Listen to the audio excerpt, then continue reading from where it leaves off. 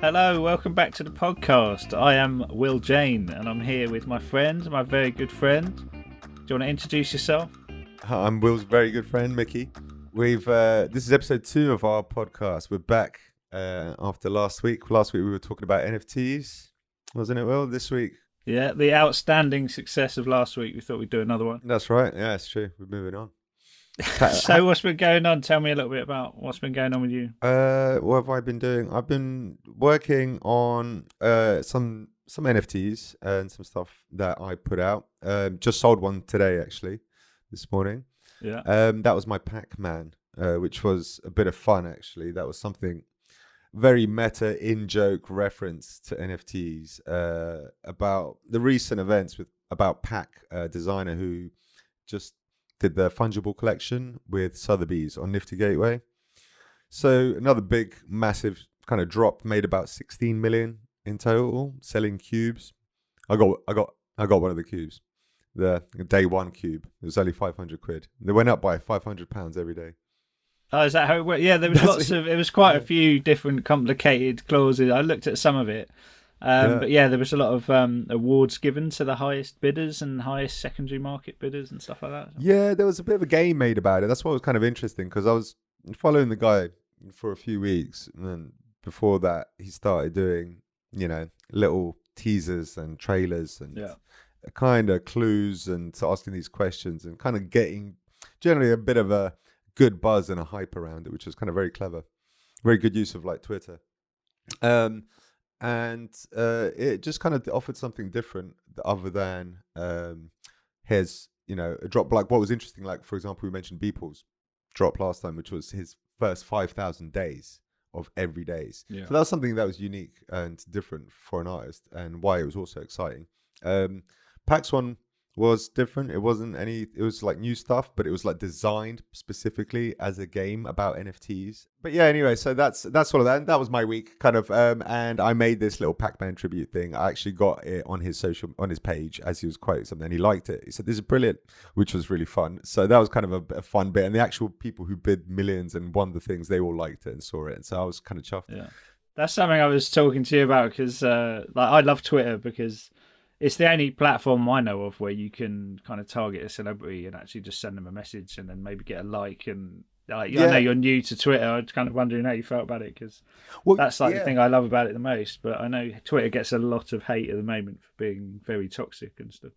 I avoided Twitter for ages because of that. Because of I've heard from other people, one, the toxicity and the addiction of it, and all of these things. And to be honest, I'm seeing that really quickly. I'm seeing both sides. I'm seeing the toxicity levels in the comments that people leave and the arguments they get into, and also the addiction of it, where I find myself, because was trying to, in a sense, I'm new to this and I'm trying to get my art out there, my NFTs seen, and to grow my social media audience on Twitter, which has been, time consuming, and also kind of like after a little bit, it kind of drives you crazy. Yeah. Because I feel like there's certainly some things in it that are like, when you're trying to market yourself and put stuff out there, it feels like you're kind of almost sometimes shouting to the void. That's exactly what I was just going to say. That's so funny, right? Because I know, like, I started Twitter like 10 years ago, and the plan wasn't to do, art or anything like that. It was just kind of to get on there like a Facebook type thing. And I remember, like, you can go back and look, some of my early tweets are like, I just feel like I'm just shouting into the void, like literally said that. And it's like, you're just like hoping somebody likes you. It's like, please like me. And you're just like standing there shouting, like, yeah. So it's interesting you said that, because that's exactly how I felt at the start. It's much more like that than anything else. It really is about kind of than any of the other social media platforms. It really is about kind of what you say. Like, can you be kind of clever with something? Can you like raise a question?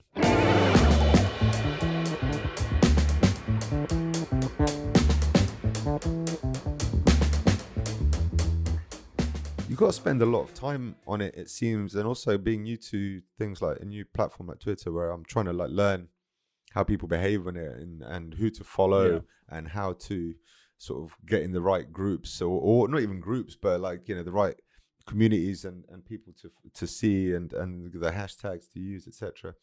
And especially with the NFT thing, there is so much fatigue. Basically, I see the same things now since I've joined it, because I joined it specifically for that reason.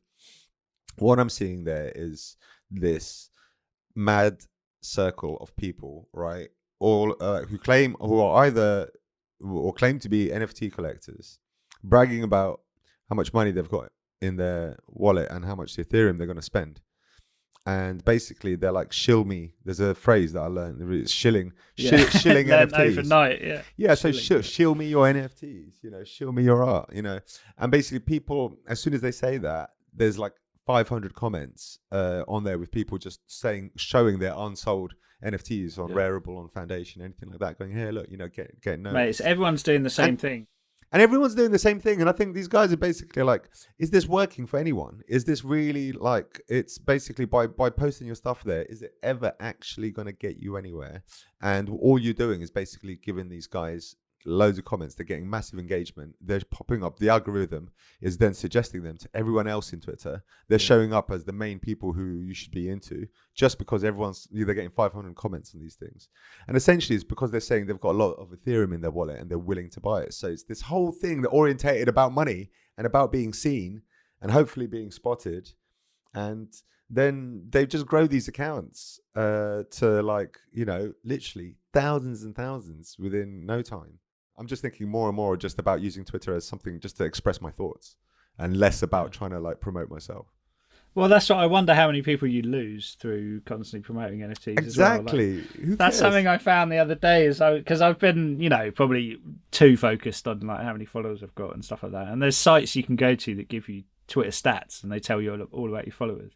And I basically discovered, you know, late at night while I was looking at my phone, that basically I'm losing like 10 followers a month or something. Like for the last year, I've just been losing followers. And my theory is that that's because I used to be much more into game development and stuff like that. And I think I switched one day. I kind of got burnt out on game development, and then I switched over to kind of like, now I'm going to be an artist, and I started posting all this NFT stuff and all my art, and I think so I was losing like followers every day. But yeah, I mean, I wanted to something I want to talk about is basically I had a rejection a long time ago because there was the whole Beeple thing, and the whole daily art movement kind of started to come like a few years ago, and I think this is like another reason why NFTs have blown up so much, is that people were kind of getting a bit burnt out on that daily thing, and it was like Beeple's got the market cornered. Do you know what I mean? Certain people, certain artists that you follow on Instagram and stuff, they've almost cornered that market in that whole daily thing, and you think, I can't, like, there's no way I can do something as good as these people in a day. Yeah. And, you know, I had a bit of burnout on that as well, and I started to think that maybe doing slightly longer projects is better in every way, because although I'm doing dailies, and like now I got into trying to do things in an hour, which actually that ended miserably because I was trying to model like light rig everything from scratch, 100% from scratch in an hour. Yeah, that's and like it's funny because it just ends up looking terrible. And you go and you say, it doesn't matter how many times you say, oh yeah, but I only did it in an hour. Do you know what I mean?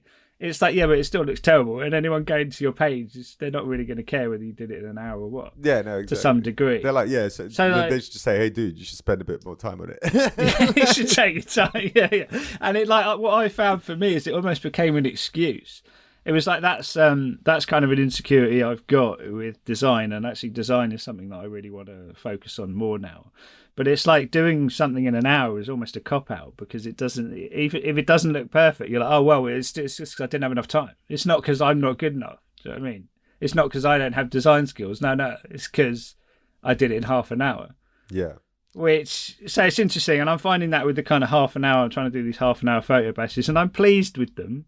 But they're never going to be perfect in half an hour. I mean, maybe if I go to Beeple levels in 5,000 days' time, maybe I can do a masterpiece in half an hour. But it's so flooded with, the whole market is flooded with these like daily kit bash. And they kind of, I think you can start to pick up a look that all of this art has. And I'm seeing a lot recently, a lot, which is like shapes and fabric and shiny and like pink and like, you know, they're absolutely lovely, and they were lovely. But I think now I've seen, you know, thousands of them. It feels like that is getting diluted as well, you know. And I think there's almost, I don't know whether there will ever be a rejection to that, but I think I am rejecting it.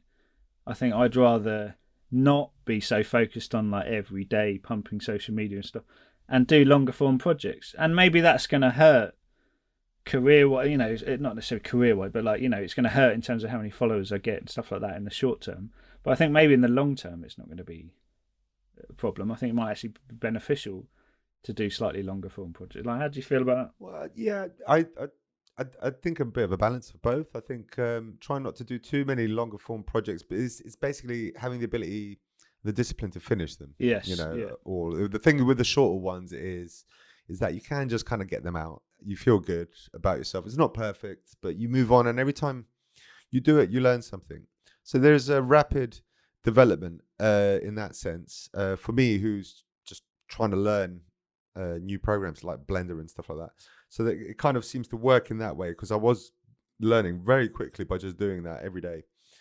And when I've tried to do the longer form stuff, different challenges present themselves. And basically the challenges then are, you've got more of the motivation problem where you have to, because you're not going to finish it in a day. So you have to kind of turn it on again, pick it up from where you were, and try and carry on, pick up the pieces. And because it doesn't instantly gratify you, you know, it's going to take a while to build till it becomes the thing that you want it to be. It's not gonna, it's not, it's harder to keep focused on it and to keep doing it when it's like, oh, it's gonna look good in 3 days. You know, I've just got to keep building. Keep building. It's almost entirely a mental challenge. There's much more of a mental challenge. And then the things that you learn there, the problems that you face, like you do learn stuff, but I find that it's like far slower in some ways. Like the techniques you're learning are far slower. Yeah. But then you get to bigger problems. You get when you do those longer ones, it pushes you to the uncomfortable places, and that's where they often end up big, because they're like, like I'm on one. I'm talking from my own experience. Like I've got 2 that I'm doing long form ones, and they're out of my skill range at the moment. I've tried to challenge myself on one of them, particularly. I think it's definitely something I can do, and I just need to fine hone some of these techniques and learn a few more skills, and I can like absolutely nail it, and it will look really good. The other one, and that's a 3D kind of thing. The other one is having a go at 2D animation, and I'm using grease pencil. And man, let me just looks cool. Grease pencil looks amazing. Dude, it's cool, man. But let me just tell you something like that. Like having a go at 2D animation, and even just like I'm rotoscoping over footage. I filmed my girlfriend doing something, and I was just basically rotoscoping over that and like knocking it down to like 8 frames a second.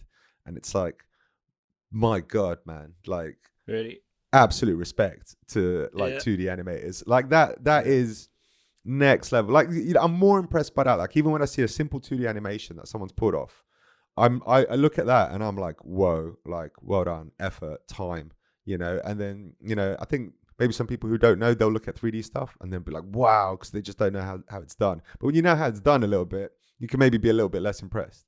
You know, I'm like, yeah, cool, that's a shader, that's a bit of that technique, some nice lighting, and whack it, and it looks like, whoa, sci-fi, that looks amazing, you know, something like that. Whereas someone like actually doing frame by frame, hand-drawn stuff, Jesus.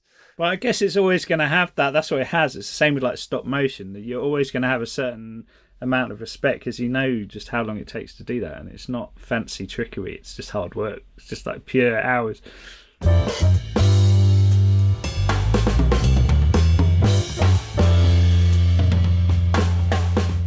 I wanted to talk because it's interesting, everyone with this NFT and art stuff, we're all kind of finding our own selves and finding our own art and stuff like that. But I mean, how do you feel about working with other people now? Like, have you gone more off that idea, or do you still want to collaborate with people? I definitely want to collaborate with people. In fact, definitely, there's a friend of mine that you know him, Andy, I'd like to work with, who's a tattoo artist, who definitely wanted it. Yeah, great tattoo artist. Who I definitely want to like collaborate with doing that, the stuff that I'm bad with, that I was saying, like I want to do the 2D animation stuff, but actually having someone who can draw a nice character, which we can then, collaborate in that sense, and do those narrative-based things. So definitely, I can see in order to do the things I'd like to do and achieve, and have them look good and stuff, requires collaboration.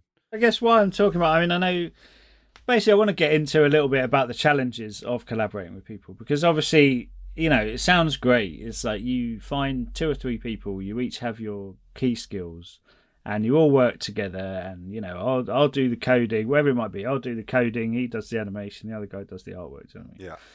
But I mean, I've found a lot that I have quite strong visions of how stuff should look, but also, this is something we've tried to work together many times in the past. Maybe we're going to get onto some of this, but I'm finding more and more that I don't want to talk about it, which is a very strange thing. But it's like, because I've been doing it so long and stuff like that, I very much just want to go off like gut feeling and just, which is obviously very hard to do with other people, because when you're working with other people, the whole thing is about making sure everyone's on the same page and you're all communicating, you all know what you're doing.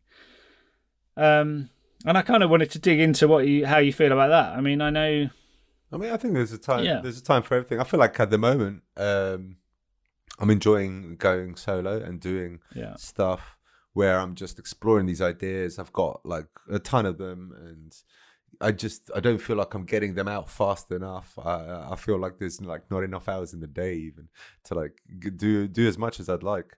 So with but that's where, in theory, collaboration would solve that. So that's the thing. That collaboration could actually help that kind of come along and maybe make some of these things better. I think it's just a case of just at the moment, like not even thinking about it. It's like, but the collaboration requires. I think I'm on a little bit on the same page as you at the moment, right? And that feeling that I'm actually just enjoying kind of getting stuff done. Yes, right? exactly. And doing it and going on that whim and being like, right, you know what? Today I just feel like this, man. This is what I want to do. I want to do this. I want to get it out there. And also not waiting for people as well. And I know, we've all had this with other people. Like, I'm sure there have been times where, you've just been waiting for me to like, get you something done or whatever, and you're like, "Come on, man, let's get this done." And I've been in that situation with you and other people. I've got that with someone. I've got that with someone else as well, and I'm just like, and I'm like, I just don't want to be waiting for people anymore. Everyone's got their own lives. Yeah. It's like it's okay, it's cool. You know what I mean? You can't expect everyone to just be on it or is up for it, or have that same time schedule as you. So it's just the way it is. See, but I wonder whether that is part of that is the fact that we both can do multiple things. You know what I mean? Like you could, if in theory, you could start to finish, do the whole thing. Do you know what I mean? Sound, design, animation. And so that then it becomes harder, because it's not like you just going to go, oh, well, I don't know about that. Like I found if I work with anybody and they're doing something that I know nothing about, I'm like, that's, dust my hands a bit. That's down to you. Yeah. Like you take that. But it's much harder when you know all the programs and you know what they're doing and you have an opinion. When you've got an opinion about it, especially if you think, definitely you think, oh, hang on, maybe I could do this could be done a bit better. I could do this kind of, man. Like, nah, just give me an hour. Send it back to me. Give me an hour. Send it back to me. Come on, let me fix it. Yeah. So I think there's definitely a bit of that. But I suppose that's what's good, and that comes back to what we were. That thing about specializing, finding your style, and like that. I suppose it's kind of similar in terms of like specializing and being good at that one thing, being really shit hot, and you don't need to know anything else because the other person knows that thing. Yeah, and you can all work together, and that's when you get like amazing. Like every movie that you've seen is the best ones. It's an amazing collaboration of so many people. Like you need everyone to be on it for that to work. Like. And that's why so many movies are shit. It's because you've got so many moving parts. You've got to have it from all the way from the top down to the bottom. To the guy making the coffee has to be on it. For everything to work. But I feel like with films, there's a certain thing that in a way makes it easier, which is that you have a director. Like I think that's what whenever I've worked with people, it's been like one-on-one. So then it's like, well, who's the boss? Like you need a boss. You need someone who is pulling all the talents of all those people, who has a vision. Yeah. And so, if that person's vision isn't yours, then I'll just bitch and moan to you about how the other guy isn't following what I want. Do you know what I mean? But it doesn't matter because that director just carries on. So yeah, when you're coming down to those kind of collaborations, I think that is hard. I think there needs to be. I do feel like there needs to be a captain of the ship in a certain way. Like I feel it's more efficient. Basically, it's like in a band. They would take traditional kind of band. They would take turns. They would play each other's songs. The drummer would write a song. The bassist would write a song. The lead singer would sing the song, right? But that's how they did it in loads of things. In Queen, that's different people wrote different songs. And at the end, they just started Even Ringo had a go. Ringo from Queen. No. Yeah. The classic Queen drummer. So I think I think that kind of thing can work. If there's people with, if they've got those kinds of skills, but if not, then if people there's certain people. If you have a storyteller, some people know how to make the thing from the end to the beginning and have a vision to see it through. I definitely feel that works way better. Personally, I'm much more of a fan of auteur films than any film by committee.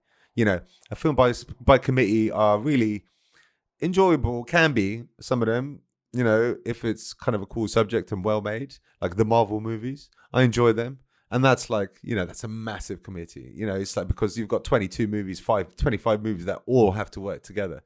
So there's no real deviation from it and stuff like that you can go too personal. You can't be too wacky or go anything offbeat. It's pre-laid out. But then done well, it's really enjoyable, really fun. But the ones that remain, and the ones that are like supreme things, when we're talking about games, movies, artworks, especially art, when you're coming with a single artist, it's their choice. It's their statement. They've got no editor, nothing, answering to no one, I mean, I always go back to like Steve Jobs and the iPhone, but I mean, I don't know.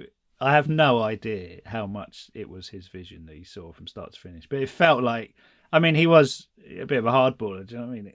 I think he had a vision for what that phone should look like, and he made sure everyone fulfilled that vision, and that's why you have this amazing iPhone. Absolutely. I mean, I think that's a good example. Apple are one of those companies that did things differently from other companies, and they made a success out of it. And there had to be one company that kind of did it like that. That wasn't trying to necessarily cater to the market and be like, oh, let's just be the everyman thing. It's like, no, we're just going to be the specific one thing, and we're just going to do it like this, and it's going to work like this, and you can't fucking change it. You can't change the colors. You're not going to be able to do this. This is how we want it to work, and it's not compatible with anything other than what we say it's going to work with. And it's like, you know what? There was a way and a vision that was executed from start to finish, and I'd like to see that it, and I think it was like that, because you can see the difference when it comes to the quality and the thought behind these products. Were way more revolutionary. Like MP3 players were around for years before the iPod, but no one cared. It was the iPod, because you could swirl your thumb around in a circular fashion and choose. And someone cared enough about someone cared enough, and this little click that you could hear. He cared so hard, and the programmers must have just had a nightmare. They're like, why? Why can't we just have buttons? Why can't it just be a button? He's just like, no, I don't want a button. All right, I want to swirl my thumb around because it feels good. It feels futuristic. That's what I'm saying. I'm sure they were all complaining. And that's it. And they would have been complaining. And that's the thing is, and everyone else, if it was done by some other kind of committee, it would have been watered down. It would have been the more sensible thing to do. But then they just didn't do sensible things. They were like, no, this is just not sensible, but we're going to fucking do it. And I love the fact, I mean, I don't know that much about it, but I love the fact that there's certain things that didn't even exist. Like the technology didn't even exist to do that. And he was like, no, you're going to do it. Yeah. This is what it has to be. No, you're going to make a new new RAM chip that fits in the circuit. Well, this is the thing when it comes to that thing we're talking about with the visionary. Okay, when you have a visionary like that, and when you have something like that, and an auteur and a director and a composer that knows the end result, that feeling, that absolute feeling of like, this is how that thing should feel. This is how it needs to feel in my hand. This is the emotion I want to be feeling. And this is how I want to be dealing with it. Completely from scratch. Just sitting there. I don't know. Like they would joke like Steve Jobs would go like, just, I don't know, drop some acid, sit there and meditate, and then just like come back and be like, this is how the iPod should feel. It's like, you just go and dream it up. But to a certain extent, you have to think like that. Like rather than thinking like what's out there now. You just literally got to go, and this is what he did. It was like a writer, like a science fiction writer, playing with toys in his mind, going, I want to talk to my computer. Just like in Star Trek when they said, hey, computer, what happened in this date and over there and blah, blah, blah. And guess what? I remember when I was a kid, I was like, wow, imagine in the future, one day, maybe when I'm like 80 years old, that would be possible. Yeah. It's like, it didn't take that long, you know. It's not that great though, is it? What? Siri? Siri? Yeah, now that we've got it, it's just like, I'll take it or leave it. It's all right. You know, it's like I'm not using it as much. To be honest, when I was younger, I kind of wanted it more so it could solve arguments. It'd be like, hang on, what did Will say at that time about 3 hours ago? Like, didn't he actually contradict himself? And the computer would know, and it would say, reveal who was actually right about it. That's probably actually not far from reality now. I mean, I've got 4 Nests in my house. What? Google Nest. So at all times I'm being recorded by something. Wow. You could probably, and I haven't left my house in over a year because of COVID. So you could go, what did Will say on Tuesday? Probably, hey, Google, this when you're having an argument with your wife. You'd be like, hey, what did she say that night? Whose turn was it to do the dishes? You know. Do you want to do the movie time theme tune? Movie time. Movie time. Hey. I wanted to talk to you about Love and Monsters because I have been absolutely going on about it for ages. Like, not because it's amazing. I mean, this is what I was worried about. It's like when you keep asking me for recommend a film and I always say the same one. That doesn't mean it gets better every time I recommend it. But I enjoyed it. I thought you would enjoy it. I've not heard anything about what you think of it. I want to know what you think of it. So, Love and Monsters. Yeah, I watched it last night. It was just came on Netflix. Really fun. Yeah, I had fun. Really good movie. Can't remember the actor's name. I think it was the guy from, wasn't he in the Maze Runner? Yes, that's a good show. Was he the kid from the Maze Runner? Kind of similar thing, like typecast guy, you know, another apocalyptic kind of movie, but a bit of a different spin. It surprised me. It was a comedy about a guy focusing on this kind of young lad, like 20s or something like that, in post-apocalyptic world where people are living in a bunker. So they do say that at the start. There's basically meteors heading towards Earth, and they shoot them down with rockets. And there's like a nice little animated montage. They all fire rockets at them, and then the rockets destroy the meteors, but end up raining radiation down on planet Earth, which essentially makes the bugs mutate, obviously, into giant bugs. You find out later, so I was going to get into that. Sorry. I'm sure that's in the trailer. If you hover over it on Netflix, that tells you all of that. So that's not a spoiler. I didn't. Yeah. No, I didn't. I kind of went in blind, but yeah, essentially. So yeah, he ends up on this quest to go find this girl that he liked that he hadn't seen for years. They got split up during the whole catastrophe when everyone had to go underground in these bunkers. And he's basically lonely, right? So he just wants to find love, and he goes on this mission to cross this dangerous land with these giant bugs and slugs and this dangerous land that nobody lasts more than a day on. Like, it's proper, Basically, it's like the most dangerous. Like, no one goes outside. He's the most hopeless. They play him as like the most hopeless person ever as well. Yeah, he's just kind of like totally freezes and doesn't do anything heroic. And that's his kind of arc, I guess, his character journey from, taking those chances, being brave. Anyway, so the movie I enjoyed, it was fun. It was unexpected in quite a lot of places. I enjoyed the guy's performance.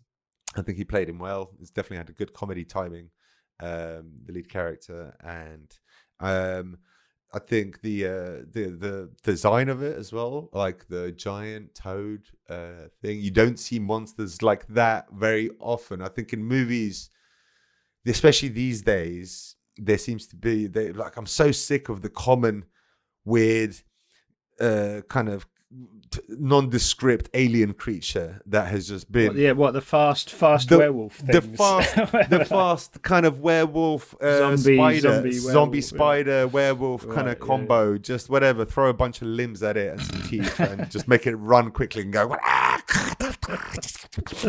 and that's like, it's been every alien for like the last 10 years. So I just like, it's actually been nice to see something else other than that kind of thing. Like, I'm like, oh my God, what is that? It's like, oh, it's a giant fucking toad. It's like, oh, great, cool, yeah, let's watch that. Well, so I guess they've got the design is almost there because they're just exaggerated versions of real life creatures, aren't they? So they don't have to invent a whole new creature, you know. Well, they didn't invent a whole new creature, but they weren't just giant toads. There was like, it was a clever design. It was like, if a toad was giant, like how fucking deformed and weird would it be? You know what I mean? It's not like, let's just put a toad and make it that big. It's like, how would it actually move if it was that big and it like its weight is different? It doesn't move around like a toad. It's like, it's gone wrong, you know? And that giant, there was like a snail and all these beautiful kind of like tiny things that were like blown up massive. Really like nice to look at, fun. I really enjoyed his relationship. He meets a dog along the way, which he called Boy, who becomes his like best friend, and they go into there's a nice little friendship there, which I enjoyed. Anyway, I mean, it's just I don't want to like kind of say where we don't want to give away the whole story. Spoilers. And to give away the whole story, essentially, but that's the guy's on a quest to go see his girl and where he's kind of go. But yeah, I felt it was fun, and it was I liked sometimes, you know, voiceover can be a little bit annoying if it's done badly. It can be a little bit cringe if the dialogue isn't like spot on or the character isn't that likable. But in this one, it was good. Like, and there was a lot of it. You know, it's just kind of his thoughts and putting a funny spin on what was happening in that situation. But yeah, I felt a fun movie. Nothing like groundbreaking, you know, but absolutely. I mean, that's really what fun. I thought. That's why I was kind of recommending it, because it's like it doesn't take too much. So you can basically recommend that to anybody, and they're gonna enjoy it. So I mean, like, it's not, you know, it's not Pulp Fiction or, you know, whatever, but it's just a light-hearted romp, and I'm really into those kind of movies, especially at the moment. Like, you just want something that's a bit happy, and even though it's about post-apocalyptic world, like, it's pretty upbeat, and like, it's funny, and like, that's exactly that. I thought it was just an easy film you can recommend, but also really good, and surprising in certain ways. So another movie I saw recently was The Empty Man. Oh yeah, see. Yeah, actually that might be quite interesting, because I want you to tell me about it, because I basically cannot take horror. Right, if there's certain areas of horror that it's just like, no, just don't even go. So you're one of the first people who got me to watch. I don't know if this is even classed as horror, but I watched Saw with you, which I loved because it's just on that. It's on the edge. I mean, it's not supernatural. Basically, it's graphic, it's pretty savage, but it's not supernatural. Like, I just cannot handle supernatural paranormal stuff for some reason. You can't handle it in terms of not like what, like you're too scared, or you just kind of like you don't buy it? I'm too scared. I'm absolutely scared. Oh right, okay. Because it's something that I always try and ignore. Like, I'm a very scientific person, and there's quite a few, like, basically I've had people in my life who have sworn, like, people I trust, and I class myself as someone who can, like, read whether someone's telling the truth or not to some degree. And I've had people look me in the eyes and tell me that they were dragged along the ceiling by some kind of being. Do you know what I mean? And I believed them. Yeah. Do you know what I mean? And so it's like, while I know that it's impossible, and yes, it's probably some kind of hallucination, or there's many other explanations for it, paranormal stuff is like the one thing that I'm like, man, we just don't know enough about alternate realities, you know, possibly there's other realities, other dimensions we don't know about that are crossing into this one. And so it's playing with that primal fear that I have. Everything you just said, that you should definitely not watch The Empty Man, because you will give you nightmares for weeks. Right. Like, this is like, I'm not usually like, I like horror movies. I like good horror movies, ones that like, and there's far and few between that can do that. And this one was very clever. Not like very clever in that way. Let me not go too far, but it was clever. It was a clever idea in a way, in a concept that isn't like, when you watch it and you see all the way to the end, you can probably like pick a couple of movies that you can kind of say, oh, it's kind of a combination of this and that. Well, I have to say, I mean, I'll just say that straight up. It's like from the trailer, it's basically seems to revolve around the idea of people saying the empty man 3 times into a bottle or something, which I thought, well, that's been done like straight off. Yeah, I think the trailer and the marketing for it was done kind of badly, to be honest, because that's one of the tropes. Okay, so that was going to say that's like movie one that comes to mind. It's like Candyman. All right, so go look in the mirror and say Candyman, Candyman, Candyman. You know, whoa.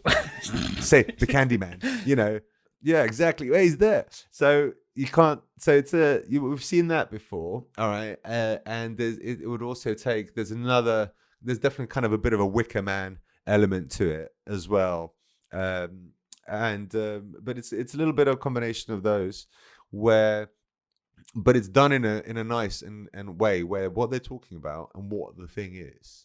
Okay, and I'm not going to say like what it is because it's one of those things you need to see, but it does a really good way of building up the suspense. The first 20 minutes or so is this prologue, essentially, which is very surprising because when you watch it, the prologue kind of ends and then the titles come up and then we're like in a completely different place and time and we forget about what we've just seen. We go like literally sounds interesting. almost to the end. Selling me a little bit. Basically, like just kind of move on and you're like, you forget about what happened in those first 20 minutes.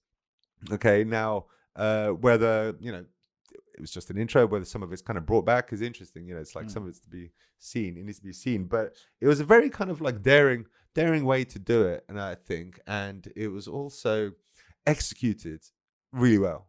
Like it just did the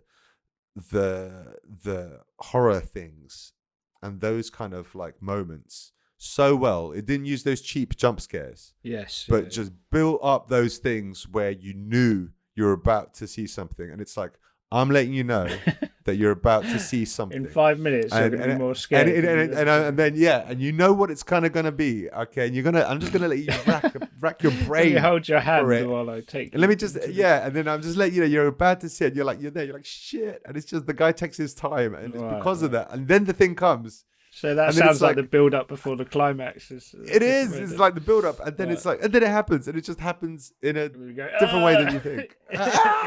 Jesus, and it got me. And then also some of the like freakiest things I've seen in there a long time. Like something like.